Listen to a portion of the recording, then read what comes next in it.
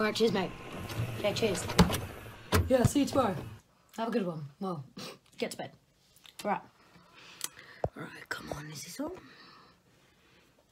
Decent. Let's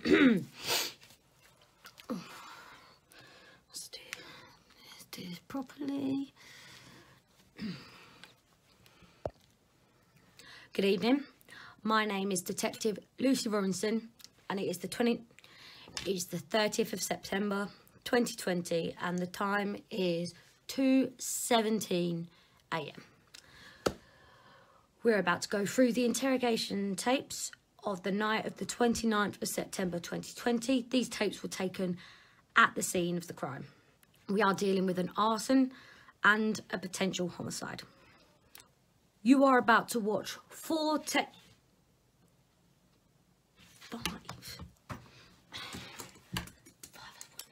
There was only 4. You are about to watch a series of tapes of the witnesses of that night. Please continue with caution.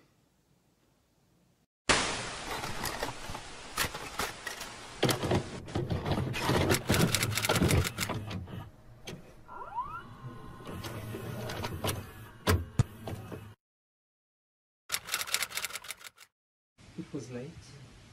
I was getting into bed. Washed up, PJs on, but it was cold. So I rushed across the floor to my room and it felt warm. I got on the bed, opened my laptop, was just about to click play. That's when I heard it. The clap. First I thought it was the laptop, but then I realized it came from behind me. To describe it, well, like a clap, or maybe a snap? I really don't know. I didn't care. I waited a few seconds. Silence. So I clicked play and got immersed into my current binge show. I'm binging Brooklyn Nine-Nine for the third time. I'm at the point where Charles is getting married for the first time. Should be interesting, the next few episodes at least. Well, I didn't just forget about that loud clap. I kept glancing up every time I had something. It was just everyone else around the house. I'll be honest. I didn't care. I was sitting, enjoying myself, laptop in bed. I smelled something funny and realized my laptop was overheating. And that is when I realized I was alone. Until the clap, the thud, the slam, the smoke, the sirens.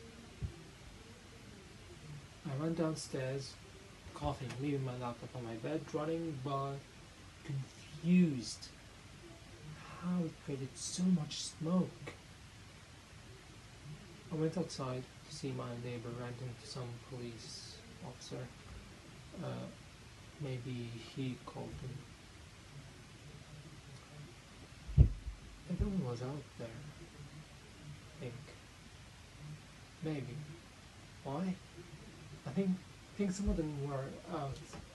Not sure. Well, I wish I grabbed my shit. I have nothing but the clothes on me. At the house? That's done for. Dad was in tears, screaming that it was his fault. God. It's just the house. Should I apologize? Was it me?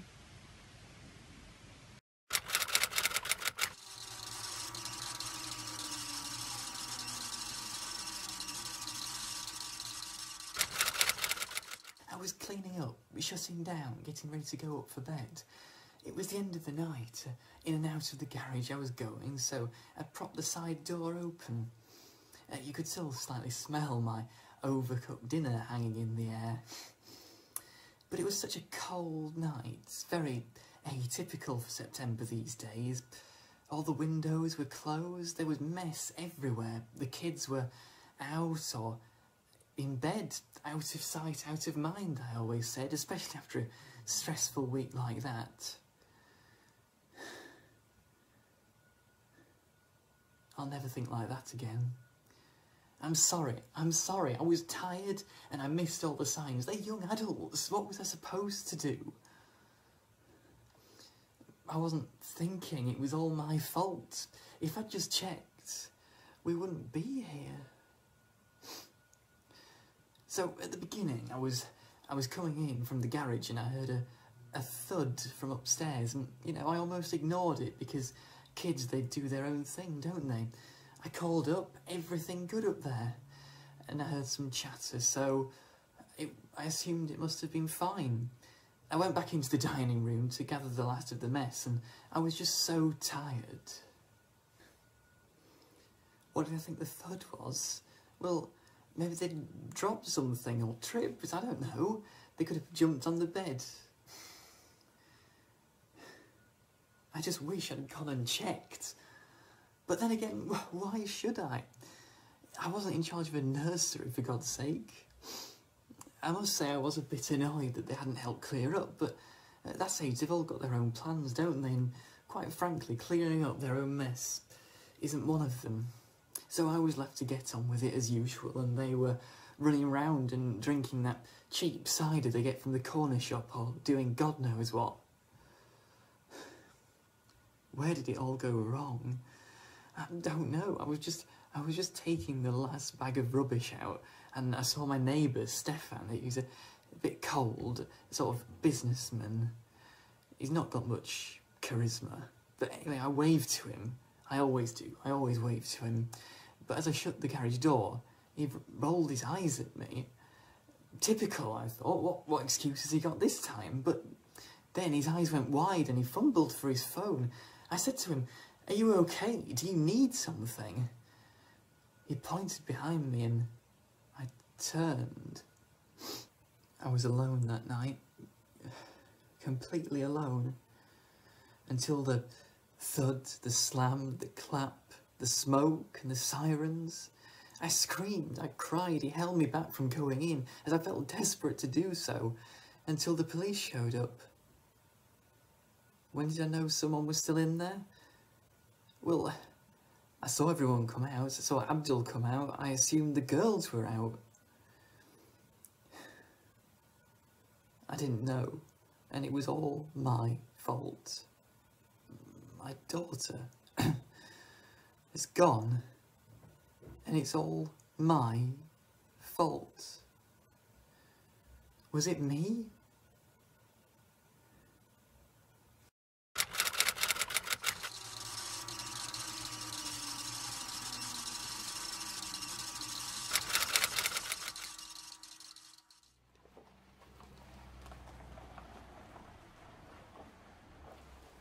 Me and Flo are quite close. Used to babysit her a lot, take her out, like a cool uncle kind of guy. We've grown apart a bit though. Usually only comes around if she wants a smoke or a drink. I know I shouldn't give in all the time, but can't really turn her down, I guess. I just wanted to get in, get a can, put my feet up. Is that so much to ask? Clearly. Anyway, I saw Flo at the bar. She was just outside, Larry causing a ruckus, bit drunk. She looked angry, so just let her be. I normally would have given her a lift back, but I thought she's an adult, not my responsibility. Never really was. Why? Like I said, not my duty. I have a hard life too, you know. Why do I even have to be here? Like, Tom cut off our friendship ages ago, but if it wasn't for me, more of them might be dead.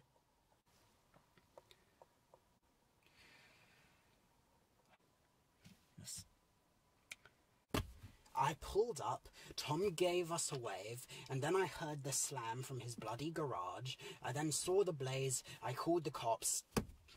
Done. Just done. The blaze, and I was alone.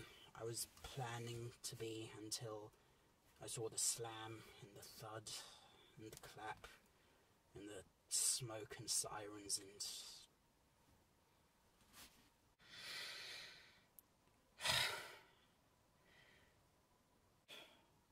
It was horrible.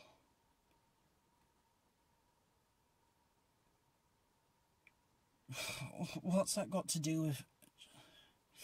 Yes, the girls like to drink, but mostly Flo, and Phoebe wanted pills to calm her nerves or something.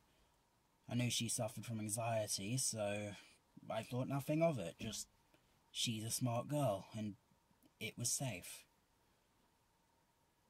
Yeah, you probably did find traces in her blood if she actually took the medicine, which is, pretty likely that. So what's your point? It's ruined my bloody night in, and I don't think I like your tone, because I treated them like my own. So please, tell me what you think you know. Was it me?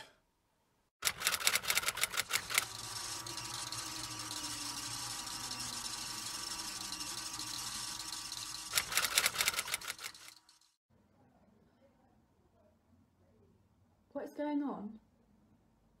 I was out. I don't know what I was doing. I was out dancing, drinking with my mates. I didn't hear from anyone until the phone call. The whole night is such a blur. But then I heard the sirens. And I knew something was wrong, but I just didn't know what. I was so out of it. Can I talk to him? Is my dad here? I was home. But then I went out until I had the call. No. Was that then? No, it's got nothing to do with the fire. It can't be. What? Someone didn't... Who was it? I don't know what happened before I went out. I don't know. I was at home before I went out. I've told you that already. Why do you keep asking? I didn't do anything. Who was it? Tell me who it was.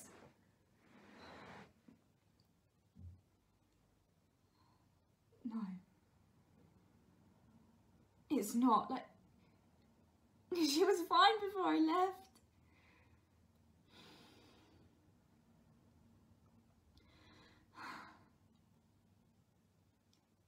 I think we had an argument. Maybe. I wanted her to come out, live life a little. But she didn't want to. But she didn't have a reason either.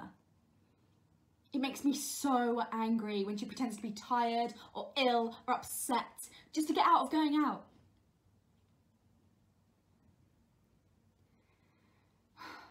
We used to have so much fun. But not now. Not that night. Oh. This? She pushed me. And I tripped and fell. Hit my head. It wouldn't have happened if she'd just come out. So I left. I was alone. I felt alone. Until the sirens. Those bloody sirens. I could hear them over the phone when Stefan called. He didn't tell me that she didn't make it out. Why didn't she make it out? No, can't be. What?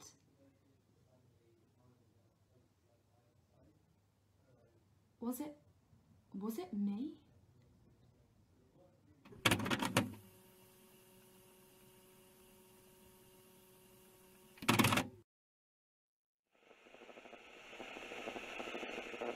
It was a cold, dark night, suddenly warm and bright. I was alone until the smoke and the sirens. They left me. No one came for me. And I bet you they didn't even realise. Smoke inhalation. Death by smoke inhalation. Is that a joke? You'd have thought that with everything wrong with me, they'd have come up with something better than that. It's so normal. I wonder how I'll be remembered. Will I be remembered? I guess you want to hear my side now, don't you? All I can say is, I've got no clue how that fire started. I'd finally had a family dinner. They always make me anxious, so I took 2 instead of 1. I wasn't drinking, so no biggie. That's what Stefan said. Before bed and no drinking. So I was safe. I got upstairs and started with the candles. I like 2 on the windowsill, 1 next to my bed, 1 on the bookshelf. Ambience and relaxation. And she came in. I don't know why I was so surprised. She'd been going on about going out all night. Who? Florence Durr. She always wants me to come out, but at times like this I just don't want to. Especially with the pills inside me. But she wouldn't take no for an answer. Normally I would just try reconciling with her, saying, oh, we'll go out next week, or let's have a movie night.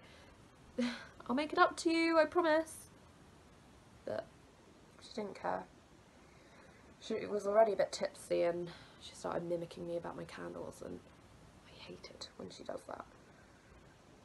That's when it came. The panic. The nerves.